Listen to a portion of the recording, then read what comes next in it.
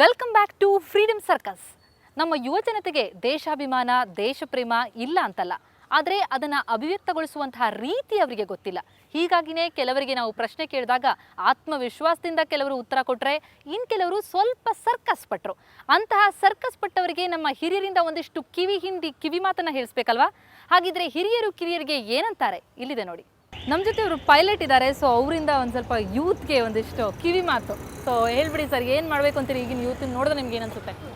ಈಗಿನ ಯೂತ್ಸ್ ನೋಡಿದ್ರೆ ತುಂಬ ಕನ್ಫ್ಯೂಸ್ಡ್ ಆಗಿದ್ದಾರೆ. So youths have to be more informative about the day to day affairs of the country and how the country is going under corruption and how what is the Lokpal bill and have to activate the Lokpal bill and they have to regenerate this country. Okay. ಸ್ವಾತಂತ್ರ್ಯ ಹೋರಾಟಗಾರರ ಬಗ್ಗೆ, ಸ್ವಾತಂತ್ರ್ಯೋತ್ಸವದ ಬಗ್ಗೆ ಅವರಲ್ಲಿರುವಂತಹ ಕಲ್ಪನೆಗೆ ಅವರು ಯಾವ ರೀತಿ ನಮ್ಮ ದೇಶವನ್ನ ಮುನ್ನಡೆಸ್ಕೊಂಡು ಹೋಗಬೇಕು ಅಂತ ಹೇಳ್ತೀರಿ? ನಮ್ಮ ಯೂತ್ಸ್ಗೆ ನಮಗೆ ಕ್ರಿಕೆಟ್ ಪ್ಲೇಯರ್ಸ್ ಬಿಟ್ಟರೆ ಅವ್ರಿಗೆ ಯಾವುದೂ ಗೊತ್ತಾಗ್ತಿಲ್ಲ. ಕ್ರಿಕೆಟ್ ಪ್ಲೇಯರ್ಸ್ ಒಂದು ಮಾತ್ರ ಅವ್ರಿಗೆ ಗೊತ್ತಾಗ್ತಿದೆ, ಸಚಿನ್ ತೆಂಡೂಲ್ಕರ್ ಮತ್ತು ಗೌತಮ್ ಗಂಭೀರ್ ಅಂತ ಅವ್ರಿಗೆ ಗೊತ್ತಾಗ್ತಿದೆ. ಮತ್ತು ಅವ್ರಿಗೆ ನಾವು ಯಾರು ಫ್ರೀಡಮ್ ಫೈಟರ್ಸು, ಯಾರು ದೇಶ ಅಭಿಮಾನಿಗಳು, ದೇಶಕ್ಕೆ ಯಾರು ಮಂಗಳ್ ಪಾಂಡೆ, ಭಗತ್ ಸಿಂಗು, ಬಾಗಾ ಜತೀನು, ಚಂದ್ರಶೇಖರ್ ಆಜಾದು ಮತ್ತು ಮುಂತಾದಗಳು, ಸುಬ್ರಹ್ಮಣ್ಯ ಭಾರತಿ, ಇವರೆಲ್ಲ ಯಾರು ಫ್ರೀಡಮ್ ಫೈಟರ್ ಏನು ನಮ್ಮ ದೇಶಕ್ಕೆ ರಕ್ತ ಕೊಟ್ಟರು ಅವ್ರ ಬಗ್ಗೆ ಇವ್ರು ಜ್ಞಾಪಿಸ್ಕೋತಾನೇ ಇಲ್ಲ. ಇವ್ರು ಬರೀ ಕ್ರಿಕೆಟ್ ಪ್ಲೇಯರ್ಸ್ನ ಜ್ಞಾಪಿಸ್ಕೋತಿದ್ದಾರೆ. So they should get enthused. ಅವರು ಉತ್ಸಾಹ ಕೊಟ್ಟು ಪ್ರೇರಣೆ ಕೊಟ್ಟು ಜನಗಳು, ಆಮೇಲೆ ಅವರು ಸ್ವಾಭಿಮಾನದಿಂದ ದೇಶದ ಅಭಿಮಾನ ತಗೊಂಡು ನಾವು ನಮ್ಮ ದೇಶ ಏನಾಗ್ತಿದೆ ಇವತ್ತು ನಮಗೆ ಪೊಲಿಟಿಕಲ್ ಫ್ರೀಡಮ್ ಬಂದಿದೆ, ಎಕನಾಮಿಕ್ ಫ್ರೀಡಮ್ ಬಂದಿಲ್ಲ, ಆರ್ಥಿಕ ಸ್ವಾತಂತ್ರ್ಯ ಬಂದಿಲ್ಲ. ನಮ್ಮ ಭಾರತ ದೇಶಕ್ಕೆ 1947ನೇ ಇಸ್ವಿನಲ್ಲಿ ರಾಜಕೀಯ ಸ್ವಾತಂತ್ರ್ಯ ಮಾತ್ರ ಬಂದಿದೆ. ಇವತ್ತು 1/3 ಭಾಗದ ಪ್ರಪಂಚದ ಬಡವರು ಭಾರತ ದೇಶದಲ್ಲಿದ್ದಾರೆ. 125 ಕೋಟಿ ಜನಸಂಖ್ಯೆ ಇದ್ದಾರೆ. ನಾನು 7 ದೇಶವನ್ನು ಸುತ್ಕೊಂಡು ಬಂದಿದ್ದೀನಿ. 7 ದೇಶದಲ್ಲೂ ನಮ್ಮ ಇಂಡಿಯಾ 300 ವರ್ಷ ಹಿಂದೆ ಇದೆ.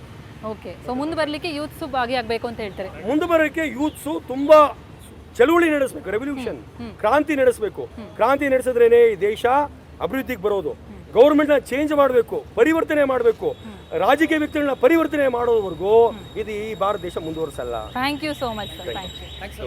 ಇವತ್ತಿನ ದಿವಸ ನಡೀತಕ್ಕಂಥ ಅನ್ಯಾಯಗಳು, ಅನಾಚಾರಗಳು, ಏನೆಲ್ಲ ಕೆಟ್ಟದ್ದು ನಡೀತಾ ಇದೆ ಸಮಾಜದಲ್ಲಿ, ಇಂಥದ್ದನ್ನೆಲ್ಲ ನಿರ್ಮೂಲ ಮಾಡೋಕ್ಕೆ ಅವರು ಒಂದು ಒಳ್ಳೆ ಸ್ಟೆಪ್ ತಗೋಬೇಕು ಯುವಕರು. ಅದು ಯುವಕರಿಂದ ಸಾಧ್ಯ, ಬೇರೆ ಯಾರಿಂದೂ ಮಾಡೋಕ್ಕಾಗಲ್ಲ. ಎಷ್ಟೊಂದು ಅನ್ಯಾಯ ನಡೀತದೆ ಸಮಾಜದಲ್ಲಿ, ಹೆಜ್ಜೆಗೂ ಪ್ರತಿಯೊಂದು ಕಡೆಯೂ, ಎವ್ರಿ ಇಂಚ್ ಆಫ್ ಲ್ಯಾಂಡ್ ಎಲ್ಲ ಕಡೆಯೂ ಅನ್ಯಾಯ ನಡೀತಾ ಇದೆ. ಒಂಥರ ಅಲ್ಲ, ರಾಜಕೀಯದಲ್ಲೂ ನಡೀತದೆ, ನಮ್ಮ ಸಮಾಜದಲ್ಲೂ ನಡೀತದೆ, ಎಲ್ಲ ಕಡೆಯೂ ನಡೀತದೆ. ಅಂಥ ಕಡೆ ನಮ್ಮ ಯುವಕರೆಲ್ಲ ಒಗ್ಗಟ್ಟಾಗಿ ಅಂಥದ್ದನ್ನೆಲ್ಲ ನಿರ್ಮೂಲ ಮಾಡಿದ್ರೆ ಸಾರ್ಥಕ ಆಯ್ತದೆ. Thank you. ಕಂಪ್ಲೇಂಟ್ಸ್ ಇದೆಯಾ ಯುವಜನತೆಯ ಬಗ್ಗೆ? 64 ವರ್ಷ ಆಯ್ತು ಈಗ ನಮ್ಗೆ ಸ್ವಾತಂತ್ರ್ಯ ಸಿಕ್ಕಿ. ಸೊ ಇನ್ನು 64 ವರ್ಷ ಆದ್ರೂ ಉದ್ಧಾರ ಆಗಲ್ಲ, ಯುವಜನತೆ ಉದ್ಧಾರ ಆಗಿಲ್ಲ ಅಂದ್ರೆ ಅಂತ ಹೇಳ್ತಿದ್ದೀರಿ. ಸೊ ಅವ್ರ ಬಗ್ಗೆ ಅದು ಆಗಿಲ್ಲ ಯುವಜನತೆ ಉದ್ಧಾರ ಆಗಿಲ್ಲ. ಆಗಬೇಕು, ಬೇಕಾಷ್ಟು ಆಗಬೇಕು, ಆಗಿಲ್ಲ. ನಾವು ಅಂದ್ಕೊಂಡಿರೋ ಮಟ್ಟಕ್ಕೆ ಅವರು ಬೆಳೆದಿಲ್ಲ. ಯುವಜನತೆಗೆ ಏನು ಹೇಳಕ್ ಇಷ್ಟಪಡ್ತೀರಿ? ಸೊ ಅವ್ರಿಗೇನು ಕಿವಿ ಮಾತು ಹೇಳಕ್ ಇಷ್ಟಪಡ್ತೀರಿ? ಇಂಡಿಪೆಂಡೆನ್ಸ್ ಡೇ ಸಲುವಾಗ, ಇಂಡಿಪೆಂಡೆನ್ಸ್ ಡೇ ನಮ್ಮ ಸ್ವತಂತ್ರ ದಿನಾಚರಣೆ. ಮತ್ತು ನಾವೇನು ಕೇಳ್ಕೊಳ್ತೀವಿ ಅಂದರೆ ಎಲ್ಲರೂ ಚೆನ್ನಾಗಿ ಒಗ್ಗಟ್ಟಾಗಿರಬೇಕು, ಜಗಳ ಏನು ಬರಬಾರ್ದು, ಹಾಗೆ ಹಿಂದೂ ಮುಸ್ಲಿಮು ಎಲ್ಲ ಚೆನ್ನಾಗಿರಬೇಕು ಅಂತ ಕೇಳ್ತೀವಿ ಅಷ್ಟು. ಯುವಜನತೆಗೆ ಏನು ಕಿವಿ ಮಾತು ಹೇಳಕ್ಕೆ ಇಷ್ಟಪಡ್ತೀವಿ ಈ ಸಂದರ್ಭದಲ್ಲಿ? ಏನು ಹೇಳೋಕ್ಕೆ ಇಷ್ಟಪಡ್ತೀವಿ ನಾವು ಅಂದರೆ, ದೇಶಾಭಿಮಾನ ಮೊದಲನೇ ವಿಚಾರ, ಅದನ್ನು ನಾವು ಕಾಪಾಡಿಕೊಳ್ಬೇಕು. ಆಮೇಲೆ ಪ್ರಕೃತಿಲಿ ಏನಿದೆ ಅದನ್ನು ಹಾಳು ಮಾಡಿದಾಗ ಪ್ರಕೃತಿನ ಪ್ರೊಟೆಕ್ಟ್ ಮಾಡಬೇಕು. ಇವತ್ತಿನ ಇರಬೇಕಾಗಿರ್ತಕ್ಕಂಥದ್ದು ಯುವ ಜನತೆಗೆ ಪ್ರಜ್ಞೆ, ಪ್ರಕೃತಿನ ಕಾಪಾಡಬೇಕು. ಪ್ರಕೃತಿನ ಭಾಳವಷ್ಟು ಹಾಳು ಮಾಡ್ತಾಯಿದ್ದಾರೆ. ಅದು ಮುಂದಕ್ಕೆ, ಅದು ಈ ಯುವ ಜನತೆಗೆ ಮುಂದಿನ ಪೀಳಿಗೆಗೆ ಅದು ಭಾರಿ ಎಫೆಕ್ಟ್ ಇದೆ. ಆದ್ದರಿಂದ ಪ್ರಕೃತಿನ ಕಾಪಾಡೋದು ಇವತ್ತಿನ ನಮ್ಮ ಪ್ರತಿಯೊಬ್ಬರ ಕರ್ತವ್ಯ ಇದೆ. ನಾವೇನು ಕಾಪಾಡ್ತೀವಿ ಅದರಿಂದ ನಾವು ಪಡಿಬೋದು ವಾಪಸ್ಸು. ಯುವ ಜನತೆ ಅದನ್ನು ನಾವು ಏನು ಮಾಡೋಕ್ಕಲ್ಲ, ಅವ್ರ ವಯಸ್ಸು ಇದಿದೆ. ಆದರೆ ನಿಜವಾದ ವ್ಯಾಲ್ಯೂ ಎಲ್ಲಿದೆ, ಏನಿದೆ ಅಂತ ಗುರುತಿಸ್ಕೊಂಡು ಅದಕ್ಕವರು ಹೆಚ್ಚಿನ ಒಂದು ಇದು ಕೊಟ್ಟರೆ ಒಳ್ಳೆಯದು ಅಂತ ನನ್ನಿದು. ಈ ಆಡಂಬರ, ಬಣ್ಣದ ಬದುಕು, ಇದಕ್ಕೆಲ್ಲ ಅವರು ಮಾರು ಹೋಗ್ದಂಗೆ ನಿಜವಾದ ವ್ಯಾಲ್ಯೂ ಏನಿದೆ, ಎಲ್ಲಿದೆ ಅದನ್ನು ಗುರುತಿಸ್ಕೊಂಡು ಅದನ್ನು ಬೆನ್ನತ್ತಿದ್ರೆ ಅವ್ರ ಜೀವನ ಚೆನ್ನಾಗಿರುತ್ತೆ ಅಂತ ನನ್ನ ಒಂದು ವಿಚಾರ. ಎಸ್, ಸಿಂಪಲ್ ಲಿವಿಂಗ್, ಥಿಂಕಿಂಗ್ ಇರಬೇಕು. ಈಗಿನವ್ರು ನೋಡ್ರೆ ಏನು ಅನ್ಸುತ್ತೆ ನಿಮಗೆ? ಈಗಿನವ್ರಿಗೆ ಈಗೀಗ ಸ್ವಲ್ಪ ಅವ್ರಿಗೆ ನಾವು ಬ್ಯಾಟ್ರಿಯಾಟಿಕ್ ಆಗಿರಬೇಕು, ಅನ್ನೋದು ಬರ್ತಾ ಇದೆ, ಸ್ವಲ್ಪ ಸ್ವಲ್ಪ ಬರ್ತಾ ಇದೆ, ಮುಂದೆ ಬರುತ್ತೆ. ಈಗ ಅಣ್ಣಾ ಹಜಾರೆ ನೋಡಿದ್ದಾರೆ, ಬರುತ್ತೆ. ನಾನು ಅದೇ ಹೇಳ್ತೀನಿ, ಇವ್ರೇನು ಹೇಳಿದ್ರು ಅದನ್ನೇ ಹೇಳ್ತೀನಿ. ಅದೇ ಎಲ್ಲರೂ ಅದೇ ಥರ ಆಗಬೇಕು, ದೇಶಭಕ್ತಿ ಇರಬೇಕು ಎಲ್ರಿಗೂ. ಅಣ್ಣಾ ಹಜಾರೆ ಇವರೆಲ್ಲ ನಮಗೆಲ್ಲ ಮಾದರಿ, ಇವರೆಲ್ಲರೂ ಅವ್ರನ್ನ ನೋಡಿ ನಮ್ಮ ಯುವ ಜನಪೀಳಿಗೆ ಅದನ್ನೇ ಅನುಸರಿಸ್ಬೇಕು. ಚಿಕ್ಕವರು ದೊಡ್ಡವರು ಎಲ್ಲರೂ ಅದೇ ಥರ ಆಗಬೇಕು. ಈಗಿನ ಯುವ ಜನತೆ ಬಗ್ಗೆ ನಿಮ್ಗೆ ಏನಾದ್ರು ಕಂಪ್ಲೇಂಟ್ಸ್ ಇದೆಯಾ? ಹೀಗಿರಬಾರ್ದು ಇಲ್ಲ, ಅದು ಅವ್ರ ತಪ್ಪಲ್ಲ ಬಿಡಿ, ಅವ್ರ ತಪ್ಪಲ್ಲ.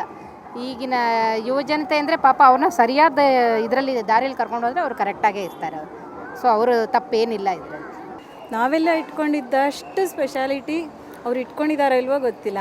ನಮಗೆ ಇಂಡಿಪೆಂಡೆನ್ಸ್ ಡೇ ಅಂದರೆ ನಮ್ಮ ಮನೆ ಹಬ್ಬಕ್ಕಿಂತ ತುಂಬ ಸಂತೋಷ.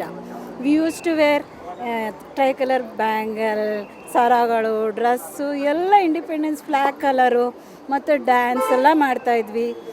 ತುಂಬ ಸಂತೋಷ ಆಗ್ತಾಯಿತ್ತು. ಐ ಥಿಂಕ್ ಇವಾಗ ಆ ಮಕ್ಕಳು ಅಷ್ಟೊಂದು ಎಂಜಾಯ್ ಮಾಡ್ತಿಲ್ವೇನೋ, ಅದ್ರದ್ದು ಒಂಥರ ವಿಶೇಷತೆ ಕಮ್ಮಿ ಆಗಿರ್ಬೋದು ಅನಿಸುತ್ತೆ. ನಂಗನ್ಸುತ್ತೆ ಅದನ್ನು ಇನ್ನೂ ಒಂದು ಸ್ವಲ್ಪ ಅವ್ರಿಗೆಲ್ಲ ಅರ್ಥ ಆಗೋ ಹಾಗೆ ಇನ್ನೂ ಸ್ವಲ್ಪ ಅಡ್ವರ್ಟೈಸ್ ಆಗಬೇಕು. ಸುಮ್ಮನೆ ಎಂಜಾಯ್ ಮಾಡೋಕ್ಕೆ ಬದಲು ಇಟ್ಸ್ ಪ್ಯೂರ್ಲಿ ನಮ್ಮ ದೇಶದ ಹಬ್ಬ. ಆಮೇಲೆ ಅದ್ರ ಹಿಂದೆ ಎಷ್ಟೊಂದು ಇದೆ ಅಲ್ವಾ, ಎಷ್ಟು ಜನ ಸ್ಯಾಕ್ರಿಫೈಸ್ ಮಾಡಿದಾರಲ್ಲ, ಆ ವಿಷಯ ಇನ್ನೂ ಪದೇ ಪದೇ ತೋರಿಸ್ಬೇಕು ನಮಗೆ. ಇದು 65ನೇ ಸ್ವಾತಂತ್ರ್ಯೋತ್ಸವದ ಸಂಭ್ರಮ. ಈ ಸಂದರ್ಭದಲ್ಲಾದರೂ ಈ ಸಂಭ್ರಮಕ್ಕೆ ಕಾರಣರಾದವರನ್ನ ನೆನೆಯುವಂಥದ್ದು ನಮ್ಮ ಆದ್ಯ ಕರ್ತವ್ಯ. ಈ ಬಗ್ಗೆ ನಮ್ಮ ಯುವಜನತೆಗೆ ಒಂದಿಷ್ಟು ಕಣ್ತೆರೆಯುವಂತಹ ಪ್ರಯತ್ನ ಈ ಕಾರ್ಯಕ್ರಮವಾಗಿತ್ತು. ಮುಂದಿನ ವರ್ಷವಾದರೂ ಇದು ಫ್ರೀಡಮ್ ಸರ್ಕಸ್ ಆಗದೆ ಫ್ರೀಡಮ್ ಸಕ್ಸಸ್ ಆಗಲಿ ಅನ್ನೋದೇ ನಮ್ಮ ಆಶಯ. ಇದು ಈ ಹೊತ್ತಿನ ವಿಶೇಷ. ಕ್ಷಣ ಕ್ಷಣದ ಸುದ್ದಿಗಾಗಿ ನೋಡ್ತಾ ಇರಿ ಸುವರ್ಣ ನ್ಯೂಸ್ 24/7.